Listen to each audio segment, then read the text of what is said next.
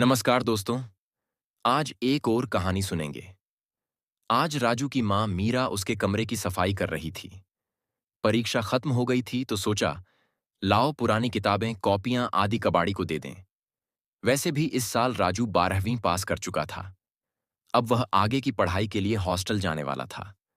राजू का कमरा काफी भरा भरा लगता था, तो माँ आज फुर्सत से उसके कमरे को साफ करने बैठी थी। मीरा उसके पुराने पुराने खिलौने देख रही थी, जो एकदम ही नए पड़े थे। मीरा को याद आया कि वह जब भी राजू को कहीं से गिफ्ट में मिले, खिलौने से खेलने के लिए कहती थी, तो राजू उन्हें संभाल कर रख देता था।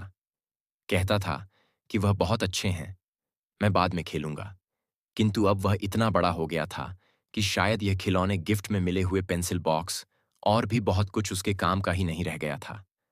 अब राजू की माँ सोच रही थी, बेचारे राजू ने उसी समय खेल लिया होता तो कम से कम ऐसे नए नए खिलौने फेंकने तो नहीं पड़ते ना। अब सोचते सोचते वह सोच में डूबने लगी, तो उसने ये भी सोच ही लिया कि वह भी तो अपनी हर अच्छी साड़ी यूं ही सहेज कर रखती है कहीं आने जाने के लिए। हर अच्छी क्रॉकरी वह रखती है मेहमानों के लिए। और जब मेहमान आए हैं तो अक्सर वह जल्दी जल्दी में उन्हीं कप प्लेटों में चाय नाश्ता दे देती है, जो रोज वाले होते हैं। जीवन की हर छोटी बड़ी खुशी को वो कल पे टालती है। वो कल कभी आता ही नहीं है। अब इतना सब सोचकर उसे लगने लगा, उसने तो अपना जीवन भी बिल्कुल नहीं जिया। सारी ख्वाहिश जस की तस धरी है। फुर्सतों के इंतजार में जब भी सहेलियों ने पूछा, किसी पिक्चर या पार्टी के लिए कभी जा ही नहीं सकी। एक ही जवाब रहा, उसका फुर्सत नहीं मिलती है।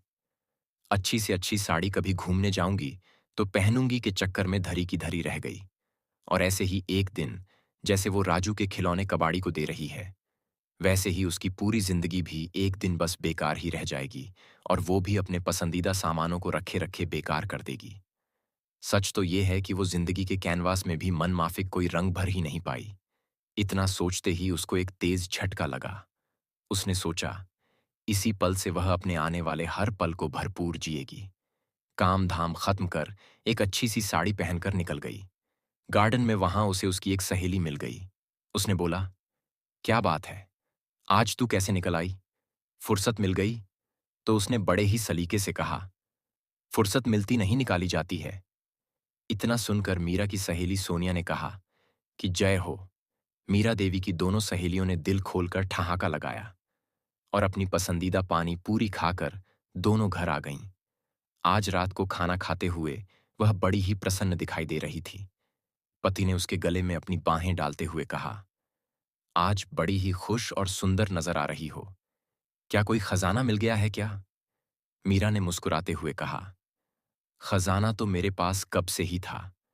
आज दरअसल मुझे उस खजाने की चाबी मिल गई है। इस कहानी का मोरल ये है कि अपना जीवन अच्छे से जीना चाहिए।